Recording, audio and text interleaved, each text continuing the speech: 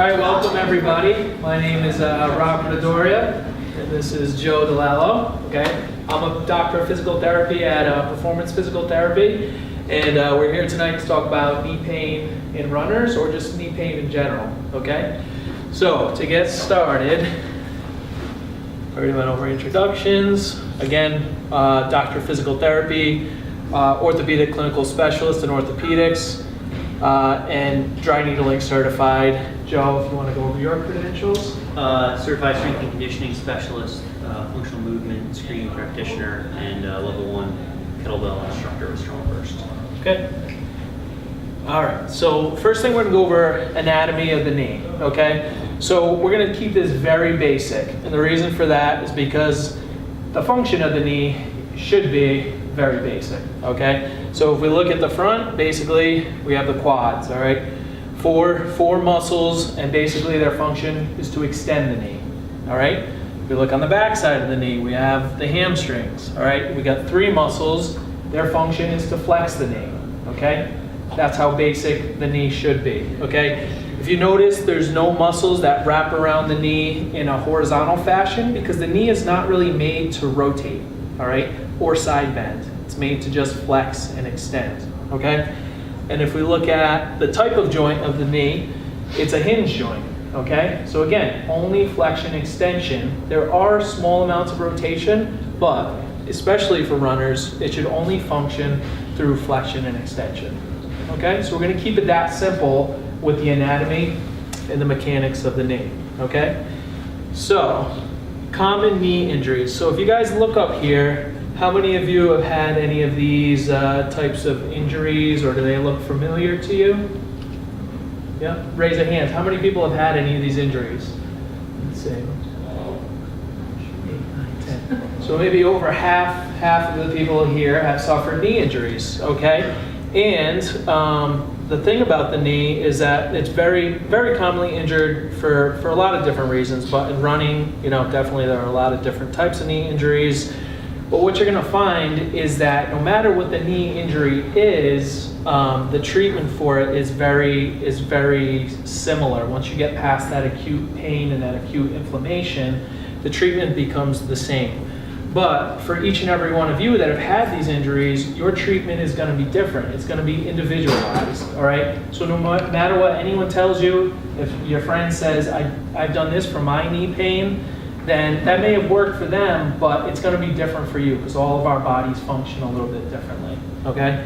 So, what causes knee pain in runners, okay? So, well, number 3 is blocked, but that's okay. So number 1 is overuse, okay? So doing too much too soon, all right? It's the spring, it's getting nice outside, you decide to go on a 6-mile run, your knee starts to hurt, and then it kind of lingers for the whole season. So starting, you know, having a good training plan is step number 1 to make sure you don't overtrain. Your heart, your lungs, your mind can push a lot, the body can do a lot, but your tendons, your ligaments, your muscles can only take so much loading over time. So there is progressions that you want to follow with that, all right? Number 2, mobility problems, all right? Mobility problems meaning you're not flexible enough, all right? The muscles can't stretch far enough, or the joint doesn't move quite right. There's restrictions at the joint level or the muscular level, and usually those 2 things coincide, okay? So that's number 2. Number 3 should say stability problems, okay? So stability meaning, you know, the small, you know, muscles or receptors around the joint are not doing what they're supposed to, and the joint is becoming unstable for many reasons. Could be unstable because of mobility problems, all right? But overall, for mobility and stability problems, it's going to lead to poor mechanics. Okay, mechanics is really what we're here to talk about tonight because we look at the body as a whole. We want to look at, you know, how your body moves and make sure it moves correctly so you don't get knee pain. All right. So, can anyone tell me over here? Have you seen anyone run with this type of a pattern? And can anyone tell me definitively why someone runs with that pattern? Or take a guess why? They pronate at the foot? Okay, foot pronation, that's good, that's one. Weak hips, that's two. Anything else? Imbalance in the muscles? Muscle imbalance, yep.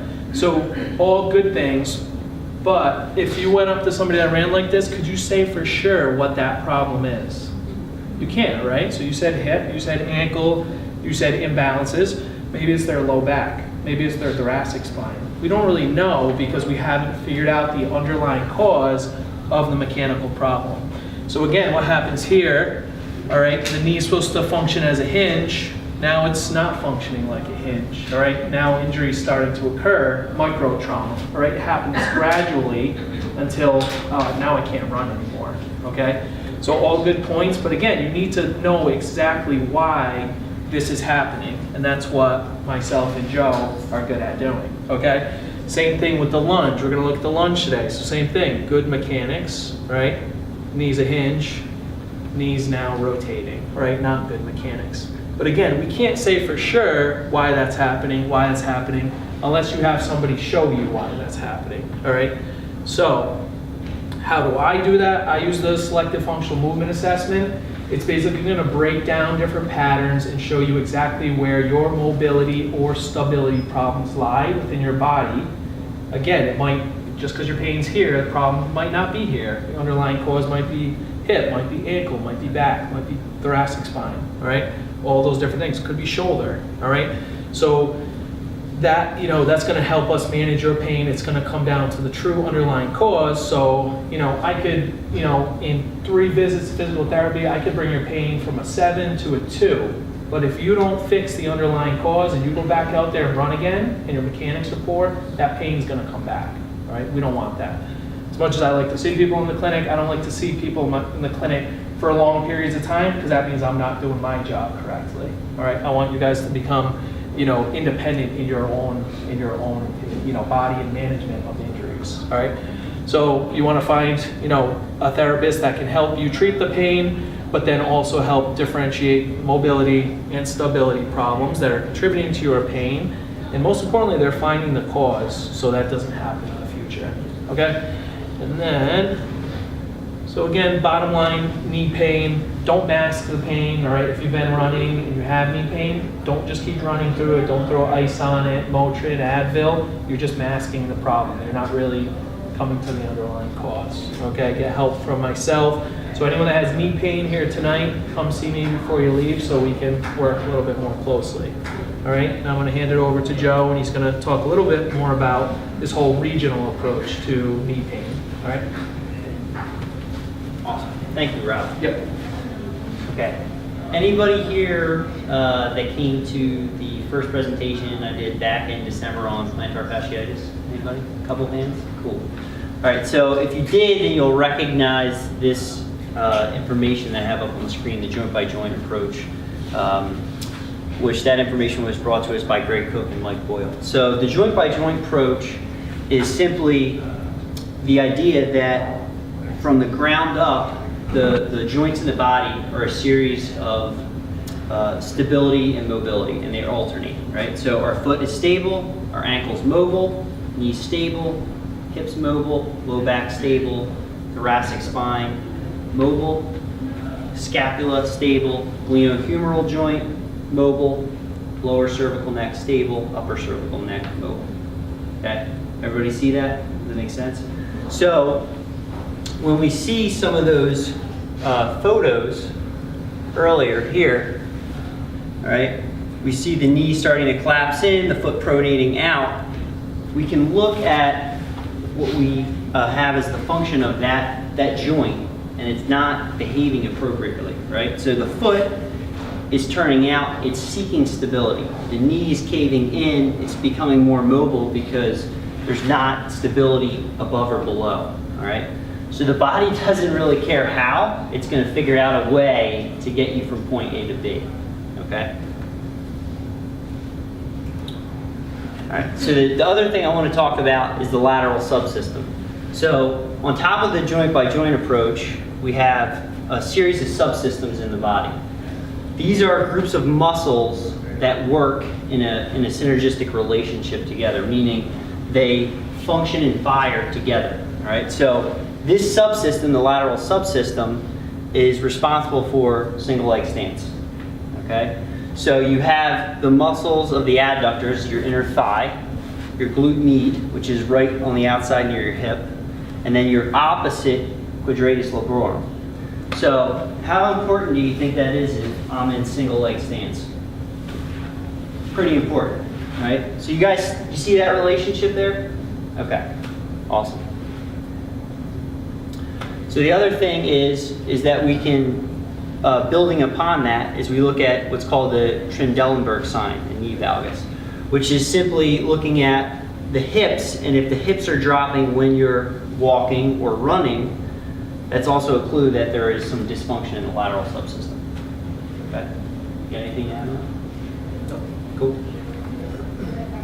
All right, so we're going to get into some of the secrets of the hip and knee. So looking at the body from a global approach, okay, we're going to treat the pain at the knee, but we're also going to look for solutions that incorporate the whole body, because the body just doesn't move in one set of specific muscles. All of the muscles are incorporated. Okay? So the hips are a bad neighbor. Dysfunction at the hip punishes the joints above and below. So going back to the joint by joint approach, if I lack mobility at my hip or my ankle, what's in between? Knees. So what's going to get punished? Knees. The knees. Okay. You can't isolate the hips back into health. All right. So the hips are always part of the pattern. There's 3 foot positions. You have symmetrical, okay, staggered or inline lunge, right, or single leg stance. Okay. Those are your 3 foot patterns. And then depending on what pattern or foot stance you're in, the function of the muscles are going to change. All right, so they might be primary movers, they might be stabilizers. Okay, and then we have what's called the paradox of the hip flexor, which is getting into the lower cross syndrome, and that ties into the relationship of the pelvis. All right, so you may experience chronic, tight hamstrings or tight lower back or a tight hip flexor, right? And you may walk or run and your butt may be sticking out a little bit. So that's a sign that the muscles around the pelvis, okay, aren't functioning properly. So we have tight hip flexors, the glutes are usually weak and inhibited, the low back is tight, and the abs are weak and inhibited. So what we need to do is we need to work on strengthening the muscles that aren't functioning properly, the abs and the glutes, and then lengthening, all right, and stretching the muscles that are tight and weak, which would be the hip flexor and the spinal extensors, the low back. Okay. All right, so now comes the fun part. So Rob and I wanted to make sure everybody has a really good experience, and we don't want to just have you sit here the entire time. So your first task is to stand up, grab your chair, fold it, bring it to the back of the room, and then we're all going to go through a live kind of group assessment together. Single leg stance is so important for runners. No one? No one. We should That's see all we do. everybody's hand right Only now. on one leg at a time. That's all it is, right? It's just over and over and over and over again. So thousands of times. If you can't do it right here, right now, when we're not running, I can bet that you're probably not doing it very well running miles and miles every week, okay? Right. So, Because nobody runs like this, right? You're not bunny hopping down Blackstone Boulevard. Okay, cool. Just making sure. Just making sure. so single leg stance. First, we'll start with the opposite hip and deflection. So Joe, All right. So I'm going to shift into my left leg. So that's going to be the stance leg. And I'm going to bring my right knee up to my belly button. All right, in flexion. Yep. everybody do that, all right? How is everybody's balance first? All right, we're gonna hold for at least 10 seconds. Make sure this knee is up to the height of your belly button, okay? Good, got some wiggling. Good. Okay. All right, bring that leg back down. Show of hands, how many people fell before the 10 seconds? How many people felt like they were going to fall before the 10 seconds? How many people had some compensation, some wobbling? Okay. Yeah, arms Okay. up. All right. Okay. Do you want to have them switch leg? Yeah, so both sides. Okay, so we're going to switch legs now. Yep, now left side. Same thing. Tall, good. Is it me or is everyone better on this side? What happens? All right. Good. All right. Was anyone worse on that side? Okay. How many of you noticed difference side to side? All right. So good asymmetry right there. Okay. Yep. All right. Very good. So let's look. Who felt they had trouble? Who felt they had trouble and wants to come up and we'll take a look. Rob, you want to come up?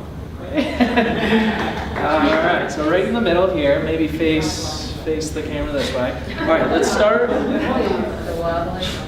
Yep, so what we'll do is we'll kind of break down different components and just talk about why she might be unstable, okay? So start with raising the right leg up, all right? Get it up as high as you can, okay?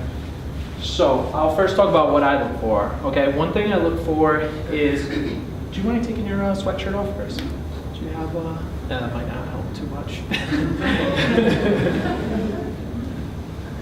But first thing I look at, I kind of look from the top down. So I look what the pelvis does. If the pelvis kind of breaks, does your pelvis break? Is your core unstable? So go ahead. Does that matter? Yeah, take it. Not what I thought I was doing.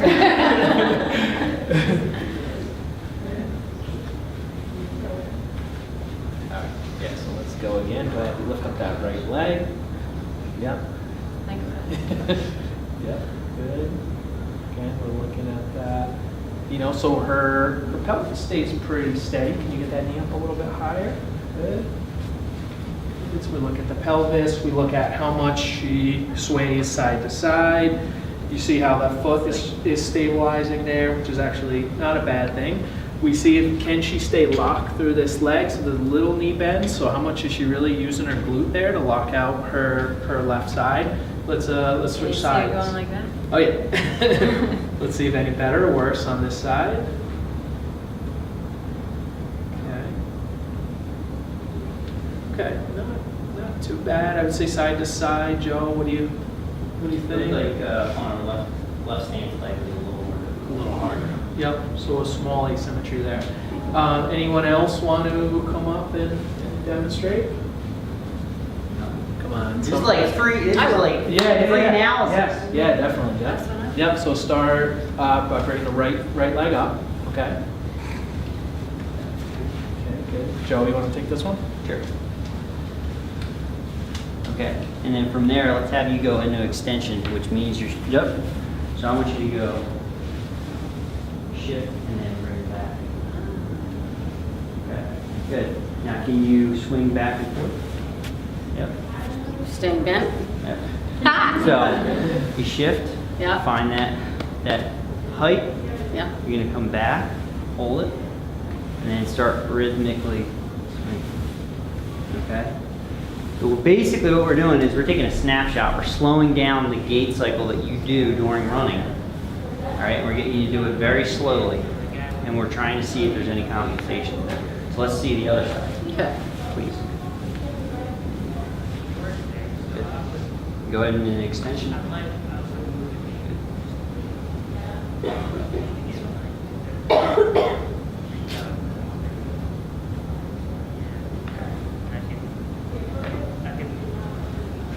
So the first thing I see when she's standing on her right foot is as she goes into extension, her body immediately starts to pitch forward. Okay. So that's a shift in center of gravity. We're going from kind of having our joints stacked to losing that a little bit. So to me, off the bat, that's potentially a bit of a reflexive stability issue. All right, we're not firing from the center out. The core is not engaging, so we're not getting the musculature here to fire, which doesn't allow us to have the mobility at the extremities, the hands and the feet. Make sense? And on top of that, now so let's say there is a stability issue here. Now, on top of that, if there's a hip flexor mobility issue, then as soon as she starts to extend, that shift is going to happen anyway, because because there's no room. The tissue's not allowing her hip to go into extension while she stays neutral here. So again, we have to really figure out which one it is, or a lot of times it's both. Right. Or a lot of times, like Joe said, the stability is not there, and it's causing reflexive tightness through your hip. So we work both ends of it, and that usually comes to the, then it looks perfect afterwards. Okay. So that's. Do we want to do everyone with the Yeah, swing? sure, let's go for it. Yeah. So give yourself a little room. Yep. Turning out, okay, am I shifting all around? Good, and then just start rhythmically swinging. Okay. All right, okay, good, take a break, shake it out. Anybody notice if they are holding their breath? That's what you're supposed to do, right? Okay, so, this is really, really important, okay? If you are holding your breath and you're doing it unconsciously, right? That is a massive sign of instability in the body, okay? Your body is craving it right now, and it's going, do or do that. I'm gonna lock this down, okay? So you don't fall, all right? So take the word stability, delete it for a second, and I want you to think safety, okay? Your central nervous system is going on autopilot, and it's saying, if I don't do something here, I think I might fall, all right? So it's creating it artificially. So the tightness in a hip flexor or the tightness in a joint, the body will start to limit the mobility we have to protect ourselves. Does that make sense? Yes. Okay, cool. And do you want to do hop or? Yeah. Alright. Okay, so let's go to the left leg, all right? And from here, you're gonna bring that knee up, okay? Now, all right, I want to make sure you got room. You're gonna take a hop forward. Okay? All right, good. Relax, come down. Now, shift into the other leg. Okay? Hop forward. Okay? Okay. So, did you notice if you landed on one foot, you were able to just kind of stabilize your hips, stay level, or the other leg, you kind of lost your bounce, you're all wobbly? Right? So you're starting to see that lateral subsystem right there. Okay? That's what you're doing every single time you run or you walk. Okay? We're just slowing it way down on the micro scale so you can really feel it. Make sense? Cool. Do you want to look at half meal before we do one? Yeah, sure. All right, so let's eliminate below the knee. Let's eliminate the ankle. All right, so if you feel comfortable, if you don't, it's okay. Well, everyone's going to get down into kneeling, if that's okay. And so you want to get set up just like Rob is. All right, so this is called half kneeling. So Rob has got his joints stacked. So if you look at his down knee here, all right, we got a plumb line. His ear, shoulder, hip, and knee, it's all 90. Okay? His front leg, move this now, just a touch, just a little bit that way. There we go. Ankle and knee, all right, 90 degrees. All right? We want all the joints stacked. Okay? That's the position. Okay? Now from here, to look at balance again, so some of you might already feel a little unbalanced, right? So now what you're going to do, we're going to decrease your base of support. So the front foot, you're going to creep it towards the middle, and then see what happens. All of a sudden, it's like, whoa, what just happened? Okay? So you might feel a little more unstable now, all right? So now we're relying more, again, the ankle's out of it, so this can help determine if there's a core and a hip stabilization problem, okay? So definitely some. How about the other side? Let's switch to the other side. So if you're not engaging through your glute and staying tall and keeping your core tight, then I can guarantee you're going to fall over easier. So for those of you that felt wobbly or falling over, now really engage the glute on the side of the knee that's down. Get as tall as you can. Don't hyperextend the back. Make sure the core is tight. Now breathe, right? Because you're all holding your breath. And then now bring that foot in, all right? And now do you feel more stable? Yes, right? So now we have to make that, so I kind of cued you into stability. We got to make that automatic with your training, okay? So again, now we eliminated the ankle, so now we see, for those of you who are still wobbly, hip and core stabilization issues, all right? And that's how myself and Joe will really pinpoint each of your dysfunction by eliminating joints, eliminating body parts, and seeing which ones are the weakest, okay? And this really brings us right into the lunge, all right? So, you want to take the lunge? Sure. So we just want to have them take a step forward. I think so. Yeah, so everyone, we're all going to be taking a lunge step forward, okay, if you feel comfortable. So make sure that make sure you have room. If you need to, if we need to spread out a little bit more, do so. So here's what we're looking for, right? When you take that step forward, all right, you're going to go into flexion, all right, through the knee and the hip, okay? We want to see if we're able to maintain that level pelvis, all right, or if there's a shift, or is the knee continuing to track with the toe, with that second toe, or is it starting to collapse in this way, okay? So we'll start with your right leg. You're going to step forward with your right leg, okay?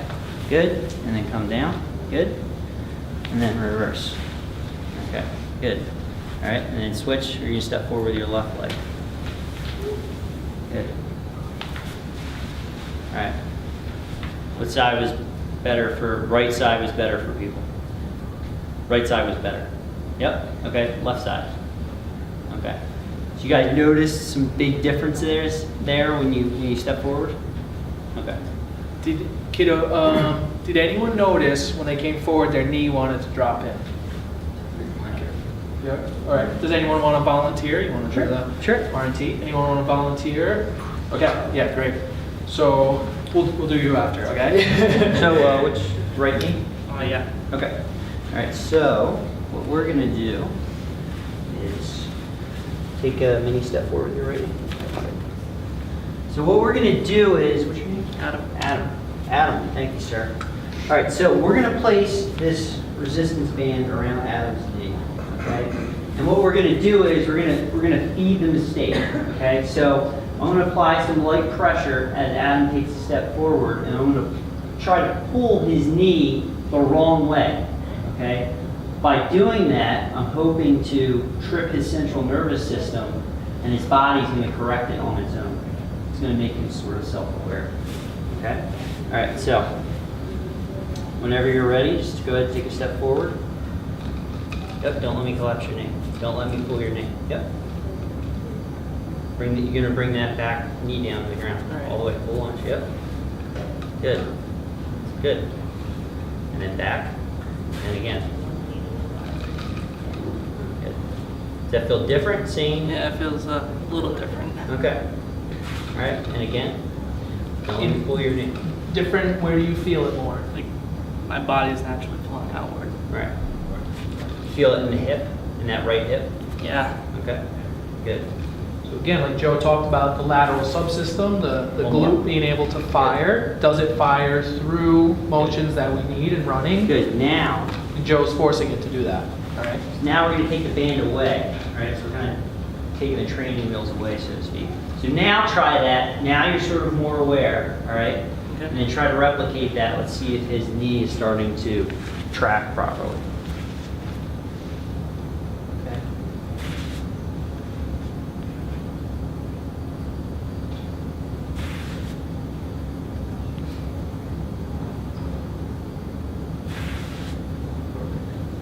How's that feel? Feels good. It feels like I'm naturally trying to Yeah. pull out. Yeah. Okay. Anybody else want to try? Yeah, great. Right here. Yeah. Same leg? First, my left leg. Okay. So go ahead and take a little baby step forward. Good. Okay.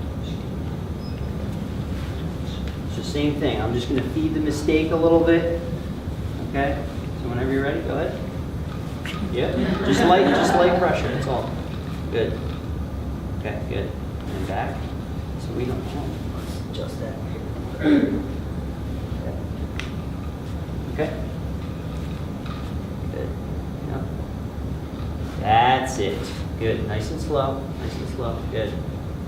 Step. Good. Now when you stand up, that down knee, I want you to fire that glute. Squeeze that butt cheek. Okay? All right. Squeeze that butt cheek. Stand up.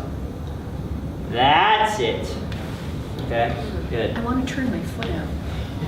You want to turn your left foot out? Yeah. Yeah. It's okay. Sometimes you got to remember, if you've been moving this way for a while, even though we're doing like a corrective here, your body's not just going to revert back to like sort of the ideal functional state. It takes a while, right? So what do they say? It's like if you have a bad pattern, it takes like how many like positive or good repetitions to like correct it, right? A lot. Right. A whole lot. Right, yeah. Okay.